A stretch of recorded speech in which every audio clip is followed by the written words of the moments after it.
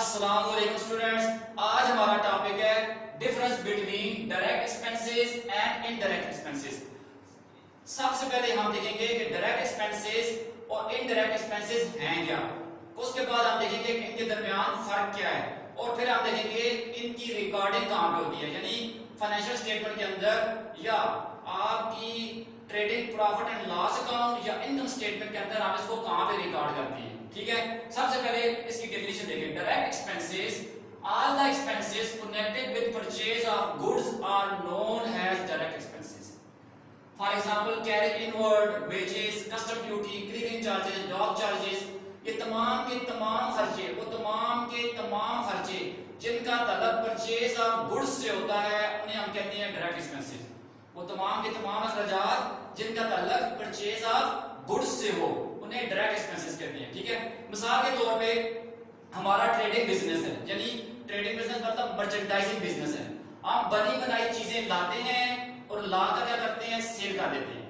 مثال کے طور پہ ہم نے کیا کیا، ہم یہ مارکر بیچتے ہیں۔ ٹھیک ہے، لاہور سے ہم نے 1,00,000 روپے میں مارکر خریدے اور انہیں ہریپور اپنے گودام تک لانے کے اوپر جتنے بھی خرچے ہوئے وہ سارے کے سارے ڈائریکٹ خرچے ہوں گے۔ ٹھیک ہے، تو 1,00,000 کے مارکر خریدے اور فرض کرتے ہیں ہم نے گاڑی والے کو یا ٹرک والے کو یا ٹرین کو کرایہ دیا ہے 5,000 روپے، جس یعنی کیریج انورڈ چیزوں کو اپنے گودام تک لانے کے اوپر جو کیریج دیا ہے یا فریٹ ہوا ہے وہ سارا کرایہ بھی اس میں شامل ہوگا۔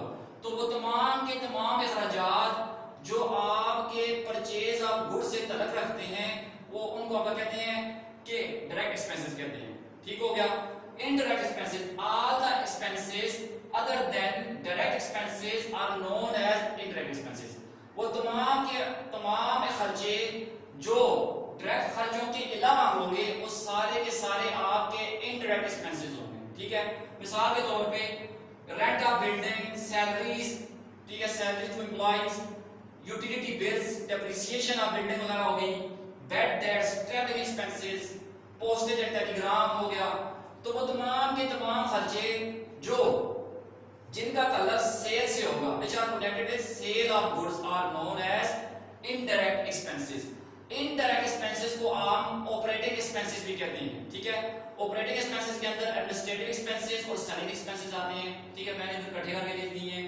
تو تمام کے تمام خرچے یعنی operating expenses یعنی وہ all the expenses connected with sale of goods are known as operating expenses۔ ٹھیک ہے، تو وہ تمام کے تمام خرچے جو سیل آف گڈ سے کنیکٹڈ ہوتے ہیں وہ آپ کے کیا ہوتے ہیں، آپریٹنگ ایکسپنس ہوتے ہیں۔ اب آتے ہیں ہم فائنل اکاؤنٹ یا فائنینشیل اسٹیٹمنٹ کی طرف۔ اگر آپ لوگ بنا رہے ہیں فائنل اکاؤنٹ اپنے برٹش میتھڈ کے حساب سے تو لازمی بات ہے اگر ہم trading profit and loss account بنائیں گے برٹش میتھڈ کے حساب سے بنا رہے ہیں تو trading profit and loss account بنائیں گے تو تمام کے تمام جو ڈائریکٹ ایکسپنسز ہوں گے وہ ٹریڈنگ اکاؤنٹ کی ڈیبٹ سائڈ پہ آئیں گے، یعنی وہ تمام خرچے یہ ڈائریکٹ ایکسپنسز آپ کا گراس پروفٹ جب آپ نکالنے جا رہے ہوں تو یہ تمام کے تمام خرچے sales plus closing stock minus left side trading account کی پرچیزز پلس انڈائریکٹ ایکسپنسز تو آپ کے پاس گراس پروفٹ آ جائے گا۔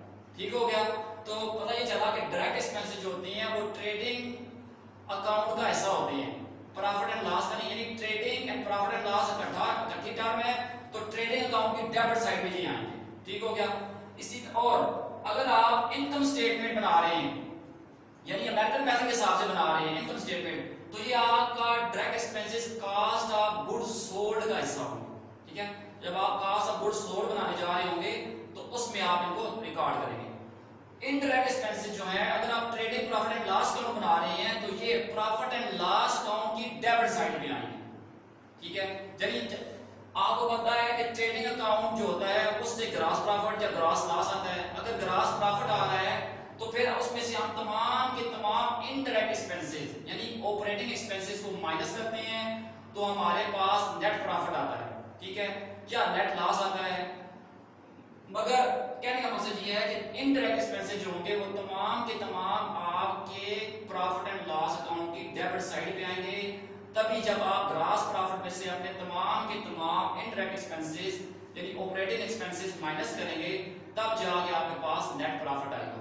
تو نیٹ پروفٹ تو آپ کو پتہ ہی ہے کہ trading profit and loss account बना रहे हो या इनकम स्टेटमेंट बना रहे हो, वो बैलेंस शीट में जाएगा। बैलेंस शीट में आके under the heading of owners equity में जाके या कैपिटल में जाके ऐड हो जाएगा। तो पता ये चला कि वो तमाम के तमाम अखराजात वो चीज को परचेजिंग पॉइंट से लेकर अपने गोदाम तक लाने के ऊपर होते हैं, वो सारे के सारे आपके डायरेक्ट एक्सपेंसेस होते हैं। और वो तमाम के तमाम अखराजात which are connected with the sale of goods are known as indirect expenses। देखिए आपका अमला है, स्टाफ है, वो किसी बिल्डिंग में बैठा हुआ है, ठीक है, काम कर रहा है, सेल्स कर रहा है, सेल्स के यानी जर्नल लेजर बना रहा है, ट्रायल बैलेंस बना रहा है, इनकम स्टेटमेंट्स और बैलेंस शीट बना रहा है। तो उस बिल्डिंग का रेंट हो गया, उस बिल्डिंग की डेप्रिसिएशन हो गई, ठीक है, उनकी सैलरीज हो गई, आपका जो सेल्समैन है उनकी सैलरीज हो गई, उनका कमीशन हो गया, ठीक है, एडवर्टाइजिंग करवा रहे हैं आप, यानी इश्तिहारबाजी करवा रहे हैं, एड्स वगैरह लगवा रहे हैं, कहीं पे टीवी पे दे रहे हैं, रेडियो पे दे रहे हैं, ठीक है, नेट पे दे रहे हैं, जिस तरह से भी कर रहे हैं, इश्तिहारबाजी हो रही है, तो वो तमाम के तमाम जो है खर्चे आपके इनडायरेक्ट एक्सपेंसेस कराएंगे। पोस्टेज एंड टेलीग्राम है, आप अपने कस्टमर को खत लिख रहे हैं, ठीक है, फोन कर रहे हैं, कॉलें कर रहे हैं, बिजली यानी आप उसकी बिल्डिंग वगैरह जो आपके पास है उसकी बिजली के किराए दे रहे हैं, रेंट दे, ठीक है, तो वो तमाम के तमाम अखराजात जिनका ताल्लुक सेल ऑफ गुड्स से है उन्हें हम इनडायरेक्ट एक्सपेंसेस कहते हैं। उम्मीद है कि आपको डायरेक्ट एक्सपेंसेस और इनडायरेक्ट एक्सपेंसेस के दरमियान यानी इनकी डेफिनेशन भी पता चल गई है और इनकी एक्सप्लेनेशन भी पता चल गई, इनको एक्सप्लेन करने का तरीका भी आ गया और इनके बीच जो फर्क है वो भी आपको पता चल गया होगा। थैंक यू, शुक्रिया।